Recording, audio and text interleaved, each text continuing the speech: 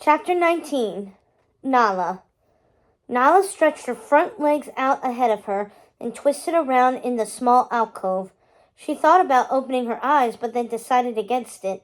The feel of the sun on her face felt too good. Besides, her mother wasn't here to nag her about waking up. Wait, the sun? Well, are you going to wake up? Her mother? Nala's eyes popped open. She quickly closed them. The bright sun that had felt so good a moment ago now blinded her. Had she slept through the night? She was only supposed to take a short nap to wait out the rain. Nala groaned. That is enough of that, Miss Nala. She slowly lifted one eye open and frowned, blinking several times. She couldn't be sure if what she was seeing was real or just her mind playing a cruel joke on her. Zazu? Nala croaked. You have a lot of explaining to do, Missy. What? She looked around. What are you doing here? That is my question to you. Do you have any idea what you have put your mother and the rest of the pride through? Poor Seraphina has been beside herself with worry.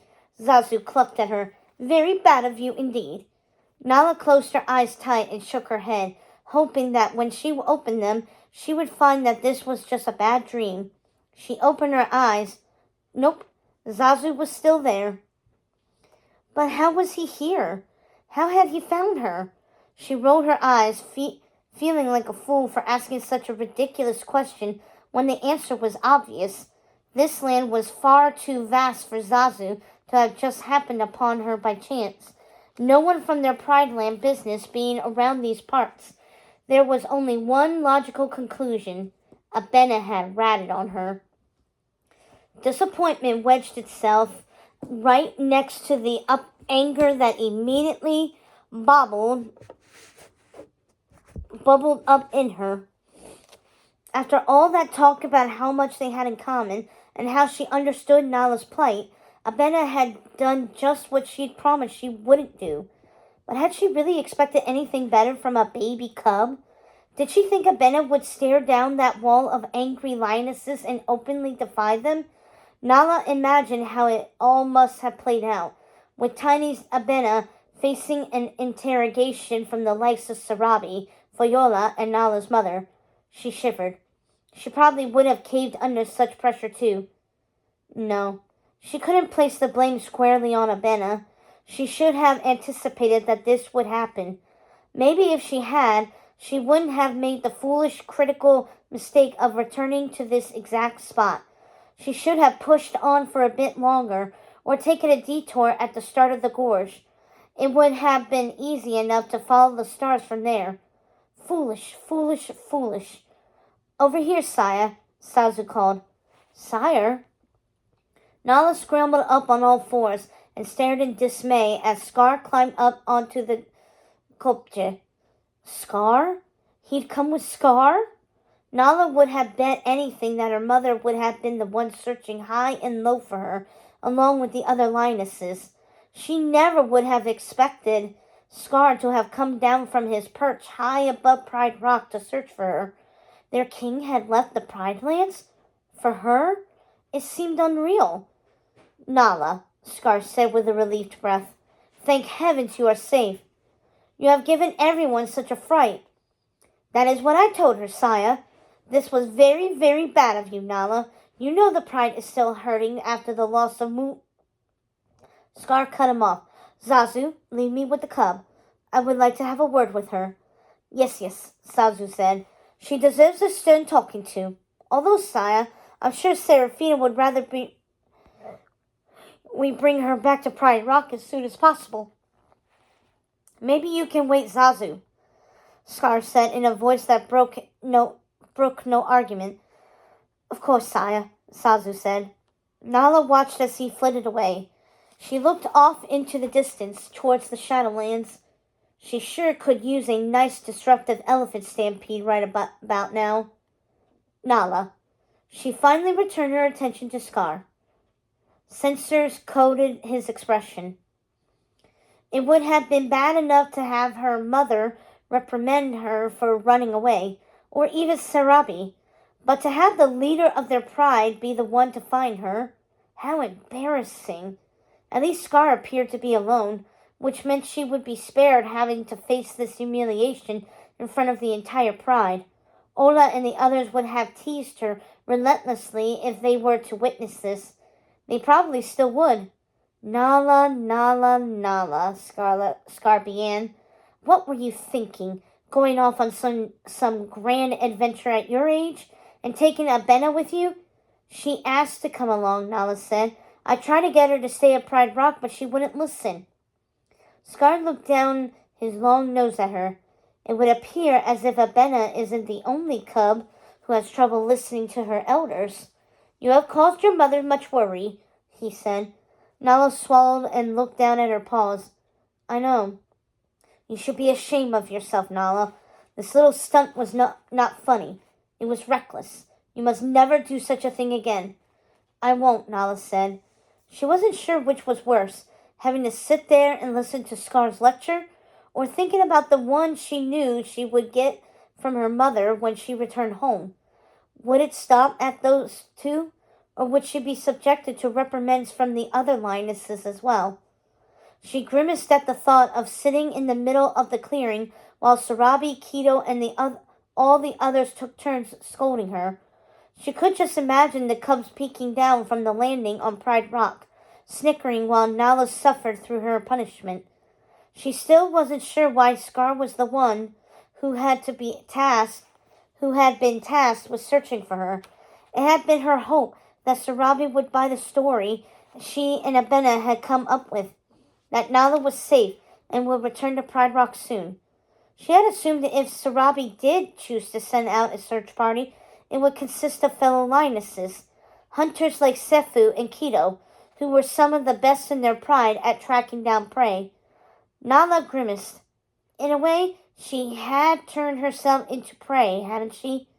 Still, Scar's presence confused her. He didn't do anything around camp. She regularly heard the lionesses whispering while at the waterhole that Scar was a poor substitute for Mufasa. She even heard Thandi say that Simba would have been more effective as a leader, even with him still being a young cub. Yet Scar was the one they had sent. Did this mean the others had not wanted to search for her? Were they so angry that she had snuck away and had put Abena in danger by doing so, that they hadn't even cared to come looking? A painful tightness constricted Nala's throat. She'd heard stories of prides abandoning their young and had wondered what a cub could possibly do to make their entire pride turn their back on them. Was it something like this? Had her running away from been the last straw? While Scar continued to drone on about why she should be ashamed of the worry she had caused everyone, Nala tried to figure out what her next step should be. This was only a setback. It was not the end of her hunt for Simba. She couldn't give up. Not now. Not when it was possibly the only thing that would earn her forgiveness from the rest of her pride. And not when she had proved that she could do this. She'd hunted down a hare, a small one, but that didn't matter. And look how quickly she had navigated her way back to this spot.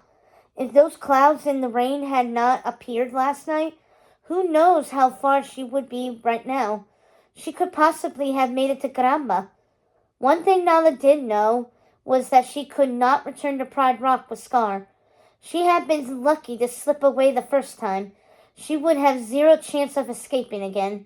Her mother would keep watch over her like one of those massive birds that circled high above the waterhole, only to dive into the water and come up with a fish between their teeth. She knew she was risking the same fate were she to get to Caramba and discover that Simba wasn't there, and then return without him. But at least she would have tried. To go back now would mean she'd done all this for nothing. No, not for nothing. If she had never left Pride Rock, she wouldn't have got that hunting lesson from Abena, and she never would have had the opportunity to prove to herself that she could catch that hare. But it wasn't enough. She wanted more. She needed to find her best friend. Have I made myself clear, Nala? She looked up at Scar and blinked several times. Yes? Nala answered. She had no idea what he'd said, but Scar didn't seem to care. Very well, we shall be on our way. He hinged the brow with the huge gash above it and grinned. Serafina is going to be thrilled to have you back. All the Linuses will be. Who knows, maybe they will be so inspired by your return that they'll hunt us down a couple of octopies. We can have a feast to celebrate. That sounds delightful, sire, Zazu said as he swooped in. This is indeed a cause for celebration. However, I doubt you will be allowed to celebrate much, Miss Nala. I know for certain that your mother will give you a serious talking to. Nala rolled her eyes, as if she needed Zazu to tell her that. Let us get going, Scar said. I need a nap. He looked down at Nala and in a stern voice said, You stick close to me, do you hear me? Yes, Nala lied. They began to trek back to Pride Rock with Scar leading the way and Zazu flying just above his right shoulder. Nala walked several paces behind him, waiting for the best moment to make her move. They arrived at the edge of the forest, where the area thick with trees began to thin into the scrubland that would lead them into their Pride Lands. Nala sucked in a deep breath, turned, and ran. She cut through the trees. Had Scar noticed she wasn't behind him yet? She was too afraid to look back. It would slow her down. Instead, she surged forwards, sprinting over down tree trunks and moss-covered rocks, until, suddenly, her feet were no longer on the ground. Nala let out a loud squeal as she was scooped up into bony arms. The next thing she knew, she was dangling by her back leg. She looked up into the face of the monkey who had captured her. Then they took off, swinging from one tree to the next.